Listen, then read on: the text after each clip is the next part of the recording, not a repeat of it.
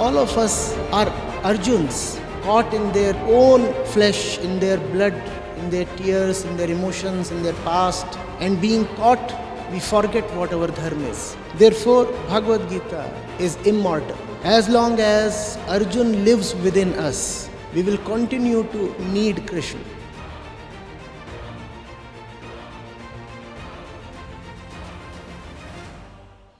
A very good evening, sir.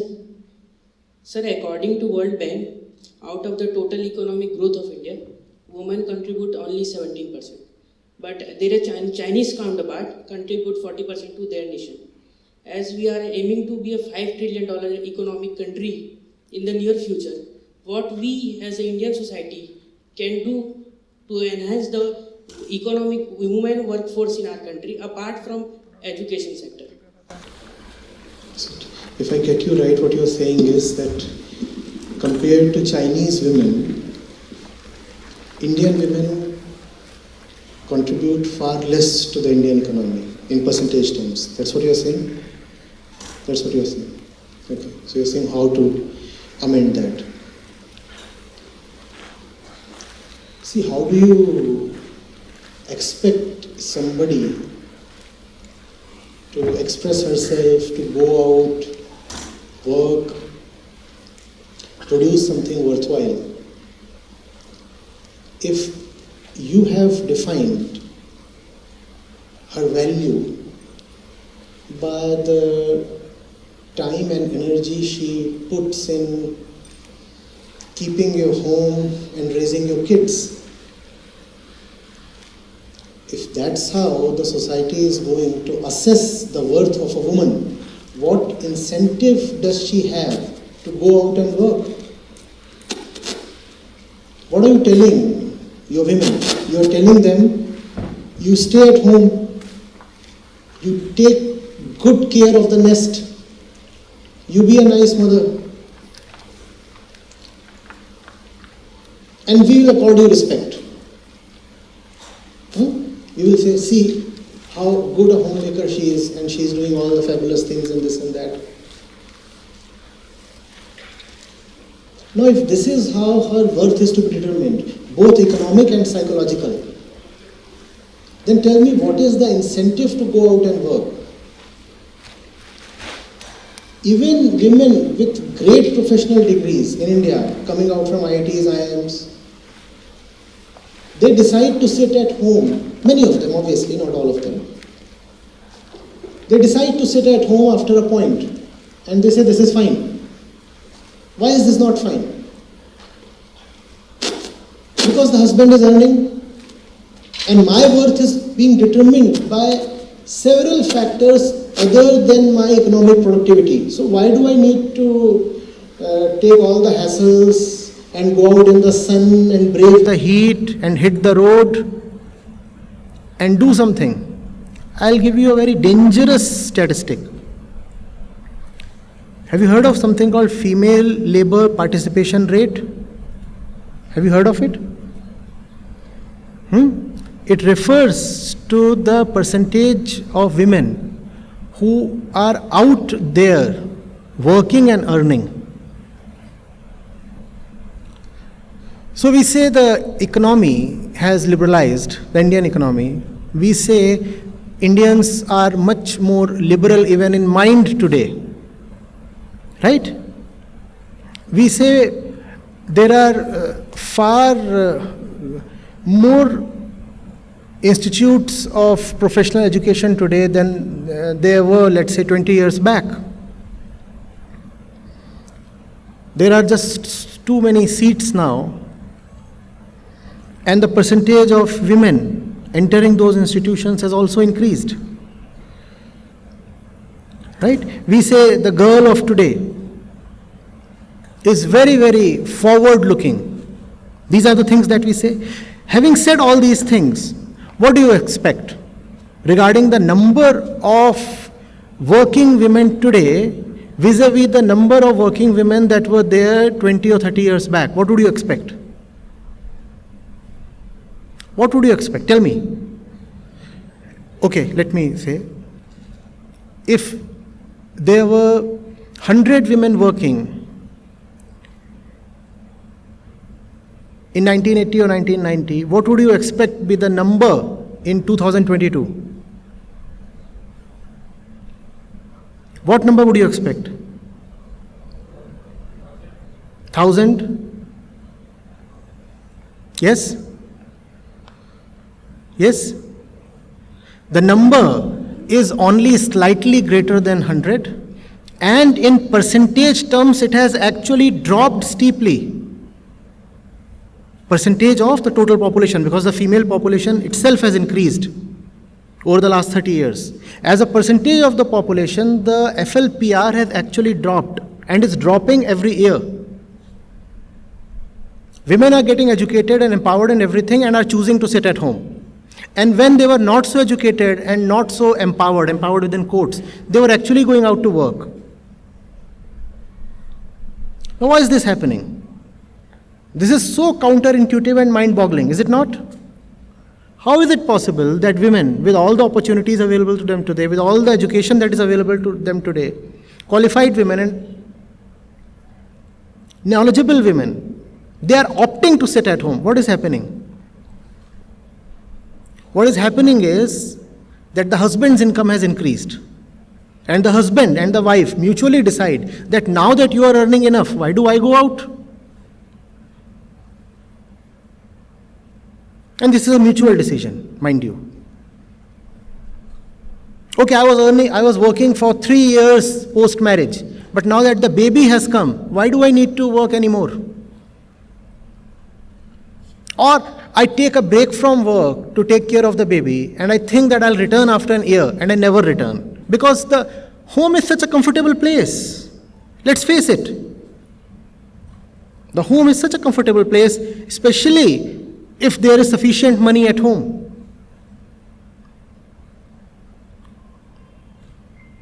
We might say that, the labor participation rate will increase if there is more security in the workplace, if the workplace conditions are made more favorable for women.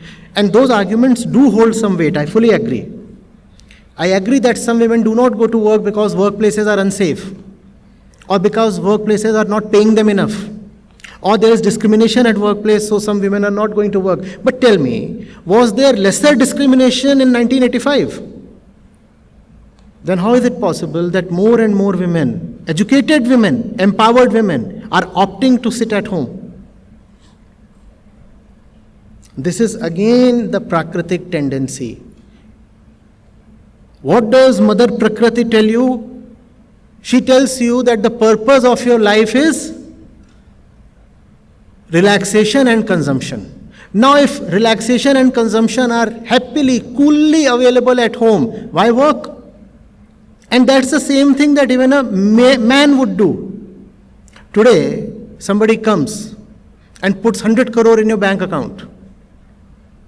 There would be many amongst you who might decide to opt out of this program and just sit and lead a happy life. Intellectually, if you think about it, you might not agree. You will say, no, I'm not like that. But when it happens, when you know that you have easy access to comfortable money, then there is no incentive to work. I'm not saying that is the case with all women, but increasingly, a large cross-section of women are following this route. And it is a very, very dangerous route. Very dangerous route. How do you change this situation? By changing the thought that consumption is the purpose of life. That lying down on the bed, munching expensive fries and watching Netflix is the highest pleasure that life can give you. Obviously wearing diamond jewelry. Can you imagine? Now, if you have been trained to think that this is the pinnacle of life, a diamond bracelet, an expensive bed, wonderful air conditioning, a large room full of amenities, a 200-inch TV, and you're watching the spicy program of your choice. Many of us would salivate at this prospect, no? Wish life were like this. Now, this is hell. This is not the kind of life to be desired. This exactly is the picture of hell. Hell is where you don't have to work. Hell is where you don't have any purpose to life. Any purpose worth exerting yourself for, worth laying down your life for. That is hell. More and more, media, education, the entire culture is feeding this into our mind, that you exist just to be happy. And where does happiness come from? More and more consumption. More furniture, a bigger car, 5 houses, a foreign vacation. We are being told that we exist not for our liberation, but for consumption.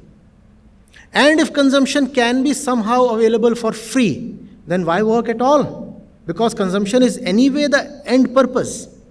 It's just that the things that are going to be available to you for consumption, they never come for free.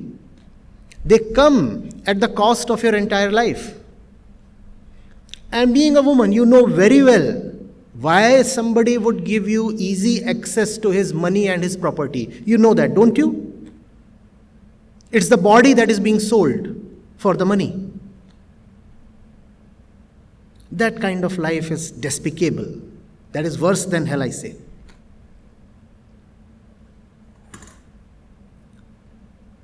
Are you getting it? What kind of liberation can be there if you are dependent on somebody else, even for your physical survival?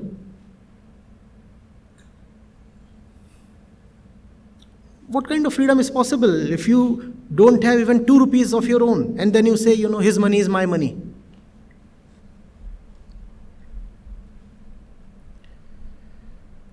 So if you want to change this situation, if you really want more women to come out and make a mark in life, then you have to first of all challenge the overarching philosophy, the dominant narrative of this day.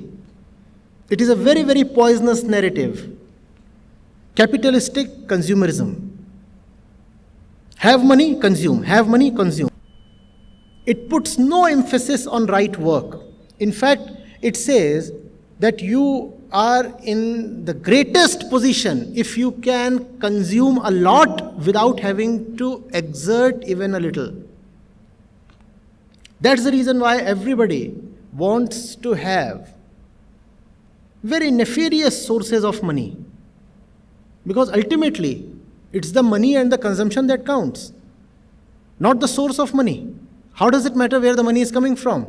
I can lie, cheat, kill, murder.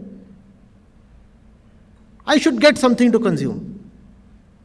I can sell my life, provided the buyer feeds me with gold. Challenge this narrative. Challenge this narrative. Otherwise, this narrative will keep more and more women at home. Because the economy is progressing and men are getting richer. And as you get richer, you want to indulge in certain luxuries. One of the luxuries is keep the woman permanently at home. It's a luxury of life, I keep my girl at home. She is always available at my beck and call. If she goes out, who knows what may happen? She may taste freedom. She may taste success of her own. She may develop a life of her own. And who knows, if she goes out, she may actually go away from me. So it is great that she stays at home. I'll provide for her. I'll give her whatever she needs. Anyway, the property remains mostly in the male's name. You very well know that women own less than 3% of the world's assets. They don't own anything. They are just given something. Why do you want to adjust to this situation? Do you want to? Do you want to be given something on a weekly or monthly basis from somebody else's bank account. The property belongs to somebody else. But he says, whenever you will ask me something, darling, I'll give it to you. Is this an honorable situation? Yes. Unfortunately, more and more Indian women are falling for it because in absence of any kind of wisdom, it is the pop philosophy that is ruling our minds. We have no Vedanta in our life. We have nothing called wisdom literature in our life. Then what is the philosophy that rules our mind? It is a philosophy that comes to us from social media, from television. When you are watching a commercial or when you are watching a movie or anything that you are watching, it is not merely a picture or a video or an audio. It is a philosophical package. And when you are watching that, you do not even know that you are actually buying into that philosophical package. Apparently, it is just the shape of the woman on Instagram, and that's what you are keenly watching, right? It's good fun. It's not just the shape of the woman's body in that post. It is a philosophy that you have bought into, and it's a very toxic philosophy. But we do not come to know of that in that moment, because in that moment, under the impact of lust and ignorance, our discretion takes a back seat. There is so much glamour on the screen. How will you even know that you are being indoctrinated? To know that you are being indoctrinated, you need to be conscious. And the first thing that media does is that it makes you unconscious with songs, with all the spice. And when you are unconscious, then you can absorb anything. And that which you absorb becomes your life.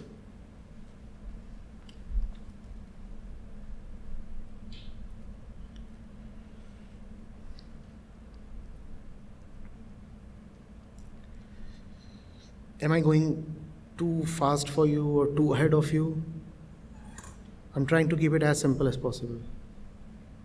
And it's actually simple. There is nothing complicated in this, right?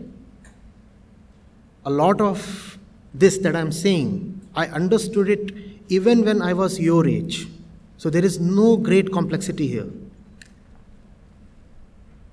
Sir, like you were saying in middle of the discussion, like many women from so-called well-known institutions with holding a very good degree, they sit back at home and because their husband earn some good money, they stop working and sit at home doing nothing.